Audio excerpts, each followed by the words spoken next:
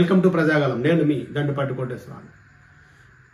ఆంధ్రప్రదేశ్ శాసనసభ శాసన మండలిలో ఒక మంచి రసవత్తమైన చర్చ జరిగింది. ఆ రోజు ఎవరైతే అసెంబ్లీ సాక్షిగా భువనేశ్వరి గారి మీద అభాండం వేశారో వాటి మీద చర్చ చేస్తుండగా కొంతమంది ఇంకా ఉన్న ఎమ్మెల్సీలు ఎవరైతే వైసీపీ కండువ కప్పుకున్నారో వాళ్ళు ఇంకా వ్యతిరేకిస్తున్నారు. ఎవరేమనలేదంట. ఈరోజు లోకేష్ ఏం మాట్లాడారు శాసనమండలి చూడండి. సభ్యులు 2019 నుంచి 24 వరకు చంద్రబాబు నాయుడు గారు పారిపోయారని మీరు అంటున్నారు అధ్యక్ష. మీరు నాకు తెలిసినట్టు మీరు ఎమ్మెల్యే కాదనుకుంటున్నప్పుడు చంద్రబాబు నాయుడు గారు హౌస్ కు వచ్చారు. శాసనసభ సాక్షిగా నా తల్లిని అవమానించారు అధ్యక్ష. అది గుర్తుపెట్టుకోండి. మీరు గౌరవ సభకి వస్తాను. మా తల్లిని అవమానించారు. ఈ రోజు మీరు కావాలని పోస్టు అక్కడ పెడుతున్నారు. మా తల్లిని అవమానించారు. ఆ రోజు మీకు గుర్తురాదా? ఏంది ఎక్కడ అమ్మానించలేదు సార్? ఎక్కడ అమ్మానించలేదు? మీరు ఎట్లా మాట్లాడారో మీరు ఉన్నారా? మీరు ఉన్నారా? మీరు ఉన్నారా? కూర్చోండి. మా తల్లిని అవమానించారు.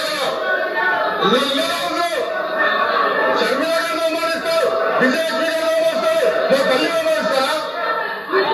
గుర్తురాదా? ఒక్క నిమిషం నేను మాట్లాడవచ్చు. గుర్తురాక ఒక్క నిమిషం ఏదో మాట్లాడండి. ఏదో మాట్లాడలేదు. కూర్చోండి. జగన్మోహన్ రెడ్డి గారి కుటుంబం గురించి ఏదో మాట్లాడాల. ఏదో మాట్లాడాల. మా సభ్యులు ఏదో మాట్లాడాల. కూర్చోండి. శాసనసభ సాక్షిగా మా తల్లి అవమానిస్తే కూర్చోమంటారా? కూర్చోమంటారా? చంద్రబాబు నాయుడు గారు ప్రతిరోజు అవసరొచ్చారు. సింగంగా గుర్తుపెట్టు. సింగంగా ఆ రోజు మా తల్లి అవమానించారు కనుక బాధ వ్యక్తులక సభ వైఖరి చేసి బయటకెళ్ళారు. కానీ ఎమ్మెల్యేలు ఉన్నారు ఇక్కడ. నిమ్మల రామారెడ్డి గారు ఉన్నారు, స్వామి గారు ఉన్నారు, ఇతర గొట్టమల్లి గారు ఉన్నారు. అది మాకున్న చిత్తశుద్ధి అండి. ఈ రోజు ఎమ్మెల్యేలు ఎందుకు రావట్లేదు అని అడుగుతున్నా.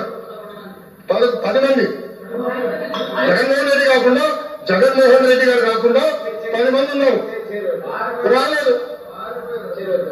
నా తల్లిని అవమానిస్తే ఏంటి కూర్చోమన్నారు? ఇంకా మాట్లాడతాం. మేము మంచిది కాదా? సొంత తల్లి అవమానించారు సార్. మాటలు కూర్చోమంటారు.